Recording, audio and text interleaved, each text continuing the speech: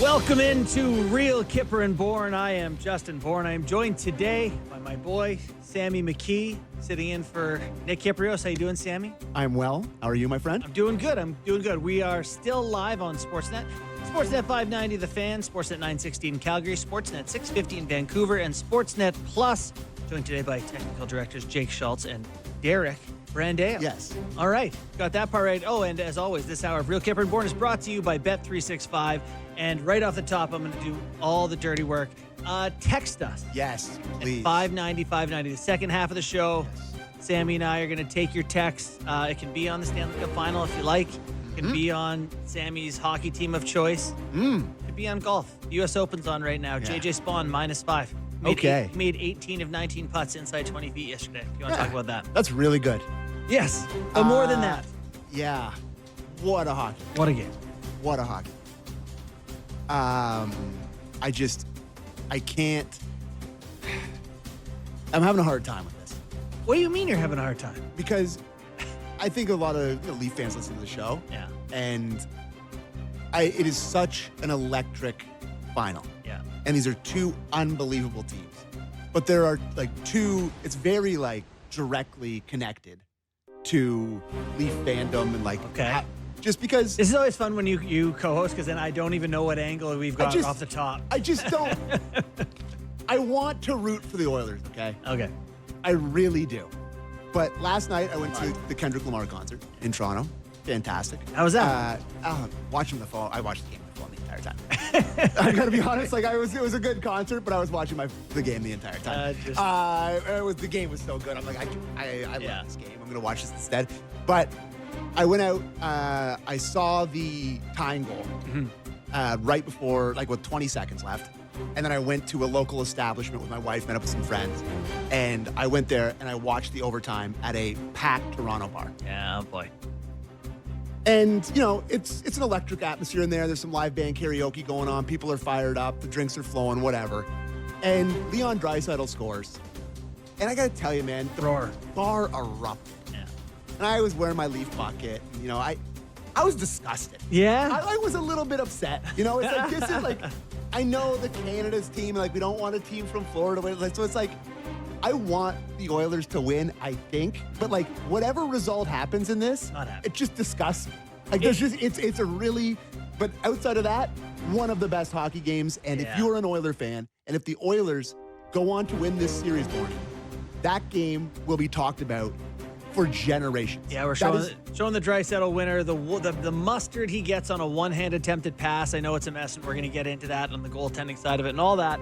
But it is a pretty darn good play he tries to make. I will say, I have been, and this is going back about a decade, on team, you shouldn't root for another team just because it's Canada. Yes. If you're a Sens fan, you don't want the Leafs to win just because the couple come back to Canada.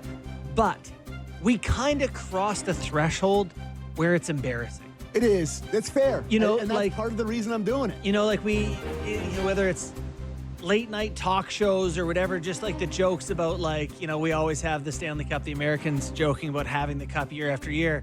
Yeah. It's been enough for me to be.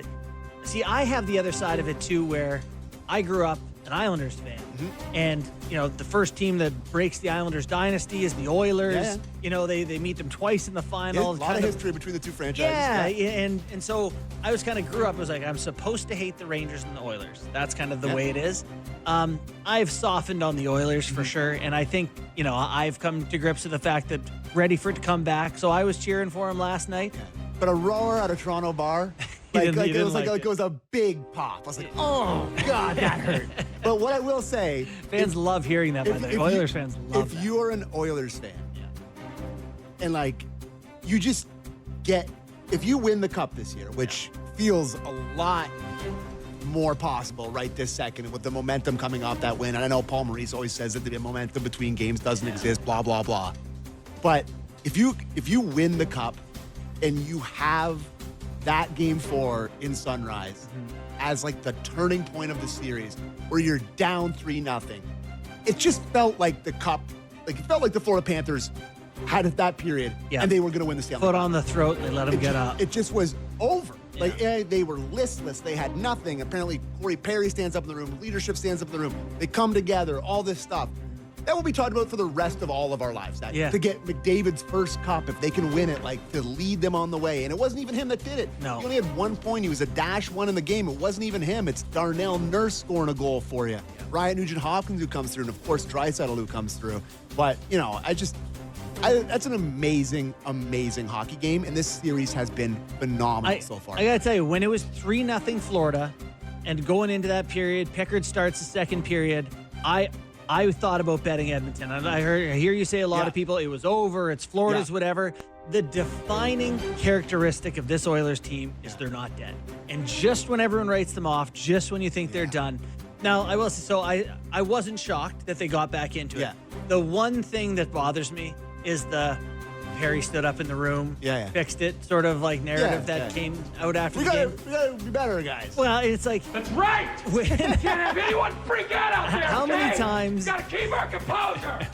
How many times did guys deliver the compelling message? And then the other team's goalie just plays great. Or you lose like 4 more going. It's like last night you have the Darnell Nurse goal, which pinpoint shot or whatever, but Bobrovsky's flat in his net rather than square to the shot. No good last night. No good. It goes up under him. You get a one-hander in OT that goes in. Like, absolutely, I'm sure Perry and all those boys, but like, the Oilers are trying. They weren't not trying. No, I know. Prior to that. So, Great observation. I'm just not shocked that this Oilers team does it, but I do think it's noteworthy that it wasn't McDavid and that it did come from other places. And where it comes from with this Oilers team, that decor to me, they seem to be impervious to the we're done thing. They just keep playing the same way regardless.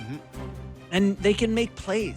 Like Bouchard can score, Wallman rips a 1T, Nurse can score. Could he hit that harder?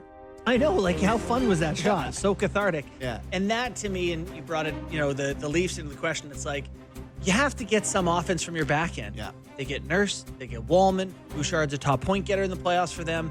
They generate from there. So when you're looking at the Oil and saying, who else is going to do it? Often it's those guys. 100%. And you mentioned like the no quit thing. There was 3 different moments in that game where you could look back on and be like heartbreaking moments in the loss. Going down 3-0 in the first period. And then I'll point to the save that Bobrovsky made to keep it on Perry. Was that to keep it 3-3? I think it was to keep it 3-3. And Wallman ends up scoring. But the toe save that he makes on Perry, and then giving up a tying goal to Sam Reinhart with 20 seconds left. It's like, those are all little moments where like mental hurdles that you get over and you still find a way to go in there. That was a sort of team of destiny kind of win where it's like, you're not supposed to get that one. And now that they did, going home, like, can you imagine what that building's going to be like on Saturday night? Greased up crowd. Apparently what all of Canada's going to be like. We will find out more. Yeah, the bar in Toronto will definitely be electric again. Oh, my God. All right, well, we're joined now by Shayna Goldman, national hockey writer at The Athletic and the Too Many Men podcast. Shayna, how you doing? I'm great. Thanks for having me. Yeah, thanks for joining us. We're just obviously talking about Game 4 last night.